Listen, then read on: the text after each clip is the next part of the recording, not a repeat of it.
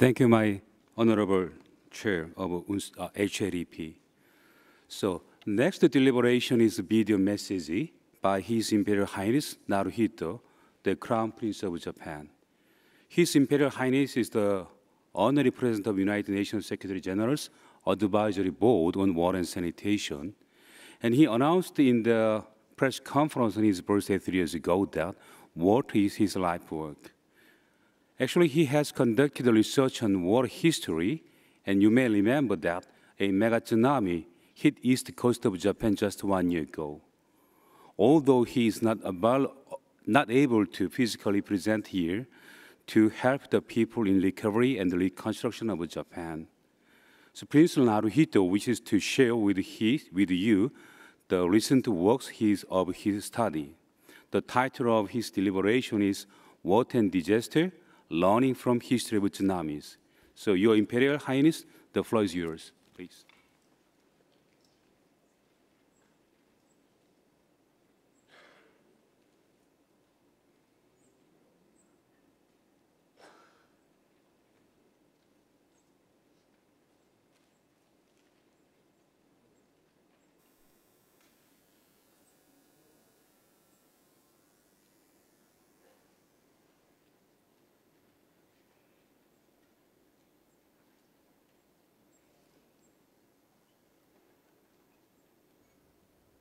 I am pleased to be invited to give a keynote speech at the 6th World Water Forum here in Marseille, the Mediterranean jewel of the French Republic. Unfortunately, due to special circumstances, I cannot attend the forum, and I have to deliver my speech by video. I would like to express my sincere gratitude to the forum officers who allowed me to make my presentation in this way. As you know, a mega earthquake hit Japan 1 year and 4 days ago on March the 11th, 2011. Tsunami following the earthquake inflicted a damage of an unprecedented scale to my country. Over 19,000 people are dead or still missing. Here again, I would like to express my heartfelt condolences to those who lost their lives and my deepest sympathy to those who are affected by the disaster. We are trying our best to recover quickly and reconstruct the affected area.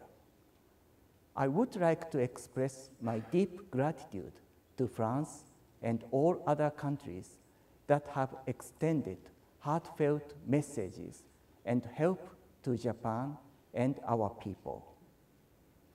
A tsunami occurred here in Marseille exactly 200 years ago in June 1812. A number of large ships off the viewport were damaged by receding tsunami waves. There have been several tsunamis in the past that have caused damage to cities and towns along the Mediterranean coast. I sincerely hope that what I am going to share with you will help you to form a common understanding of this tsunami disaster, one of the most severe water-related disasters. Today, my presentation will focus on major tsunamis in Japanese history in order to draw lessons for our future. I shall start from the most recent one, that is the Great East Japan Earthquake and Tsunami. I will now show you some pictures of the disaster-affected areas. This picture shows the Sendai Airport of Miyagi Prefecture, a hub airport of the affected region. I landed at this airport on June 4th, 2011, when I visited the affected area.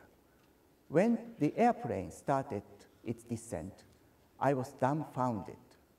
I witnessed ruined levees off the coast, completely torn down pine trees along the seashore, and vast barren lands where there ought to have been lively towns and streets. This picture shows the eradicated pine forest area in Rikuzen Takata City, Iwate Prefecture.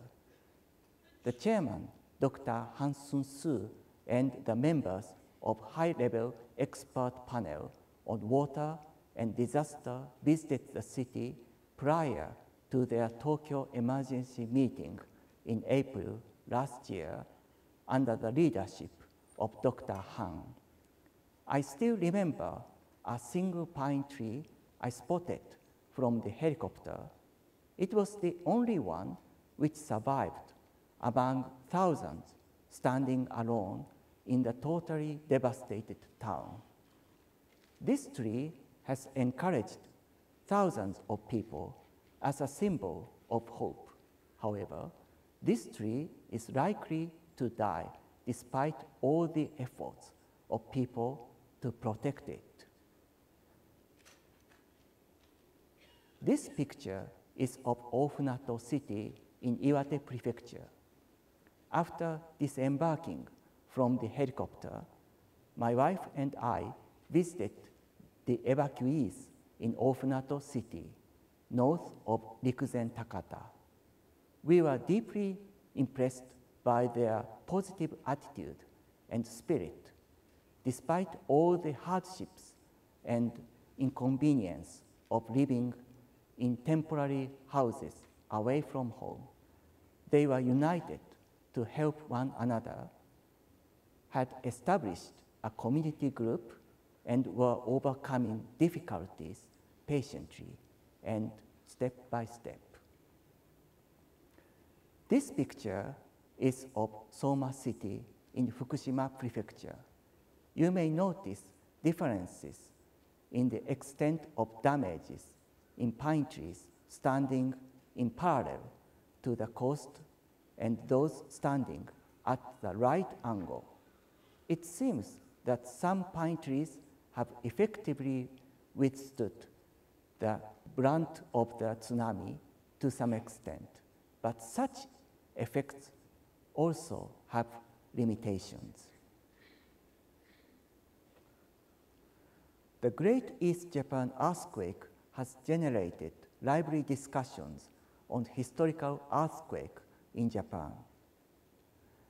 In the discussions, people have focused on the Jogan earthquake that occurred in 869, around 1,150 years ago, because it was similar in size and was a hypocentral region as the March 11th earthquake. Learning from history is essential when addressing mega disaster, because similar events can be found only after a long span of time. The Jogan earthquake is described in Nihon Sandai Jitsuroku, one of 6 official chronologies of ancient Japan. The Jogan earthquake is the oldest recorded earthquake in the coastal area of the Tohoku region. The following tsunami brought a catastrophe to the coastal area of the old Mutsu province. When comparing the Jogan earthquake with that of last year, the affected area of the 2 earthquakes overlap, as the Jogan earthquake affected the entire area of Mutsu province, whereas the March 11th earthquake affected the similar area covering the Aomori through to Ibaragi prefectures. The written description of the Jogan tsunami overlaps with the video picture of the Great East Japan earthquake. Let me narrate the description of the Jogan tsunami while at the same time showing a video of the tsunami last year. The ground of Mutsu province was violently shaken. There was a howling sound at the seacoast. The sound was like thunder. A great wave boiled up and swirled. Water swelled, which instantly reaches castle towns. The tide entered tens of miles inland from the coast. It spread over land so vastly that no border could be seen. Fields and roads were all turned into sea. People did not have time to get on boats. They were swallowed up before climbing hills. Thousands of people were drowned. Properties and trees were eradicated.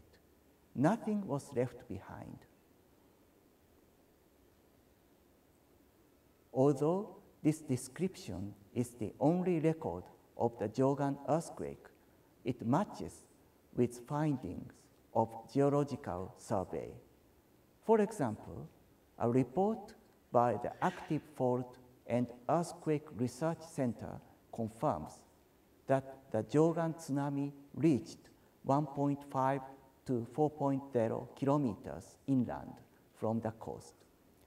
That extent was as far as that of earthquake last year.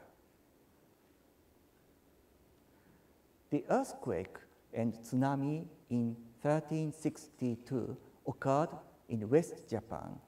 The description of the earthquake is in a war chronicle called the Taiheiki. It tells a sad story of the village of Yukinominato, where 1,700 households were swallowed up by the tsunami. The area, including the village, is a part of the Nankai Trough hypocentral zone. It is very likely that the tragedy was caused by a mega earthquake triggered by a movement of a tectonic plate. The Taiheiki also tells a sad story of Naniwa no Ura, Setsu province. It says the receding tide prior to the tsunami onslaught dried up the bay. Hundreds of people who rushed to the dried bay to catch fish were swallowed up by the following mountainous water. The story reminds me of a tsunami in Japan in 1960, a tsunami caused by an earthquake in Chile across the Pacific Ocean arrived on the east coast of Japan, drowning a large number of people who were unprepared as the earthquake was not felt in Japan. A monument in the affected area says, even if you do not feel an earthquake, you should evacuate if you see an unusual recession of the seawater. Interestingly, the monument in memory of the 1960 tsunami stands next to another monument established right after the tsunami in 1933. The older monument says, a tsunami follows a big earthquake. Evacuate to higher ground immediately if you feel a strong shake. Though the two messages do not contradict each other, we tend to misinterpret the latter message as a tsunami does not come without an earthquake. When we try to learn from past lessons, we need to think under what conditions the lessons apply. If not, incorrect interpretations of lessons may lead to wrong actions. One of these two monuments was unfortunately washed away by the tsunami on March the 11th, proving the unprecedented scale of tsunamis. I have talked of the damages caused by tsunamis, but are there historical lessons on recovery and reconstruction? The tsunami in 1498 inflicted substantial damage on Ise and Lake Hamana. The port town of Hashimoto that nestled Lake Hamana was annihilated by the tsunami in 1498. The once prosperous port town lost its position when the geographical conditions of the lake were completely changed due to the earthquake. The outlet of the lake was widely opened by the tsunami, which turned fresh lake water into brackish water. The flourishing port town, Hashimoto, had vanished, but port itself was reconstructed in different locations. Nearby town, Imakiri-Arai. Another port town, Ominato in Ise, was severely affected by the same tsunami in 1498, but followed a different course. The tsunami swept away 1,000 houses and 5,000 people from the town. The port, however, recovered from the devastation. The port tax collection record of 1565 happens today to remain in our hands. It reveals that 67 years after the tsunami, the port town seemed to have fully recovered, as 120 ships entered the port that year. The record shows that the cargo ships to and from the port went as far as a few hundred kilometers from the port. We have to wait for further studies to know why the two port towns followed different courses. Nevertheless, we may expect to find hints for a better future recovery by looking at recovery records of the past. The tsunami that hit central Japan in 1586 was recorded not only by Japanese, but also by foreigners who happened to be in Japan at that time. In the years between 1543 and 1616, European Christian missions could freely stay and travel in Japan to some extent. A Christian missionary to Japan, Louis Floyd, wrote to an archbishop in India, Varignano. A large city was hit by a great tsunami. When it receded, the tsunami drew with it hundreds of houses and people. All of them were drowned and nothing remained. Similar accounts were recorded in the diary of a priest of the Yoshida Shrine in Kyoto. He recorded that a tsunami in the coastal provinces in the vicinity of Kyoto swept away many houses and people. The two international and domestic records coincide in narratives of the large tsunami.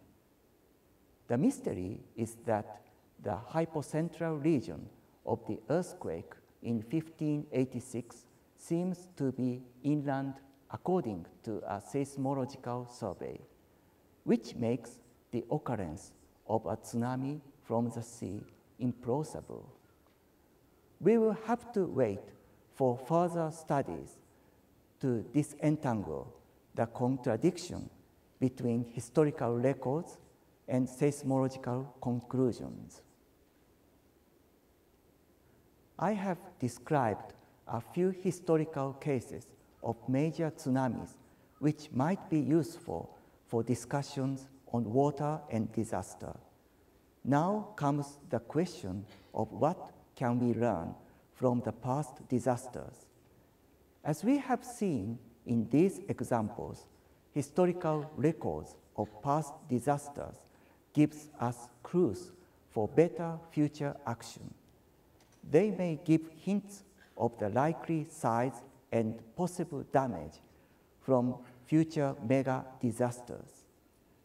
Practical lessons on how to react and respond to disasters may be learned by carefully examining and analyzing past experiences. The keys to successful recovery and reconstruction can be analyzed using past records.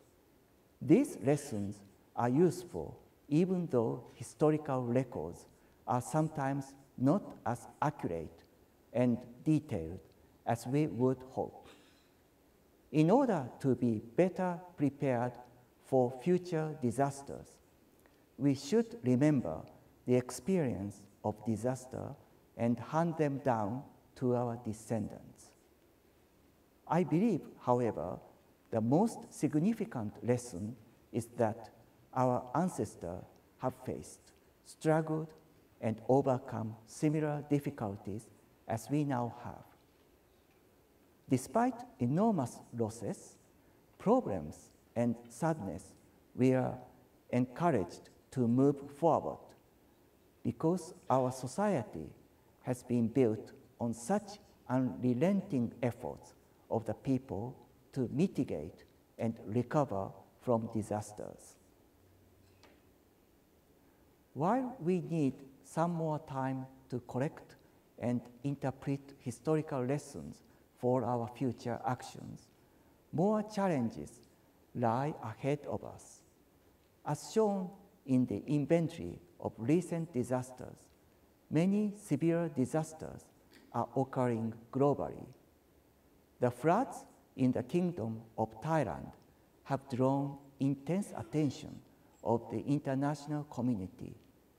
The water in the Chao Phraya River flooded many cities and towns, including Bangkok.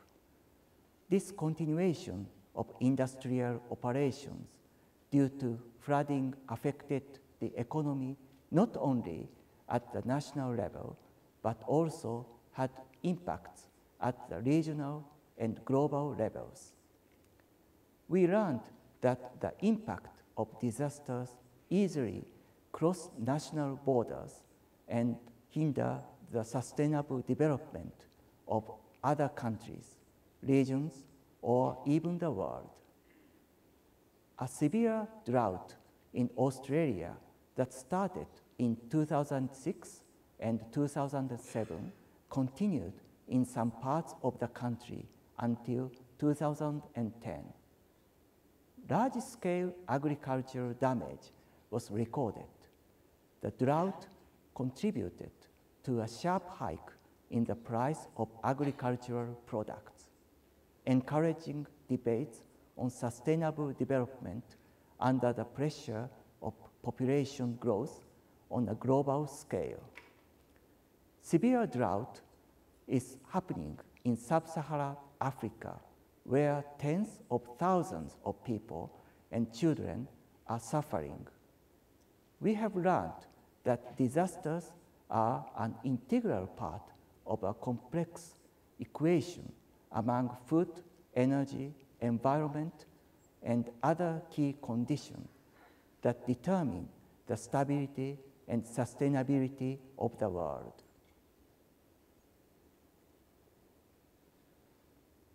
Whenever we experience unprecedented disasters, we feel a need to seek guidance from the past.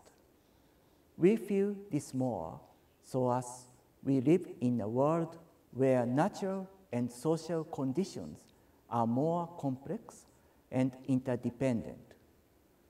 Historical lessons and experiences can be used to build a disaster-resilient society under slogans such as living with water-related disasters. Water-related disasters are one of the key urgent issues which the international community should address squarely for globally sustainable development. Disasters strike when we least expect them.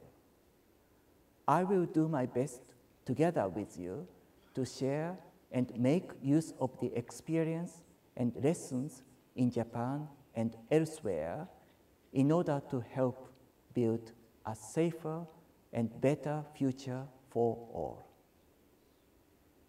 Thank you.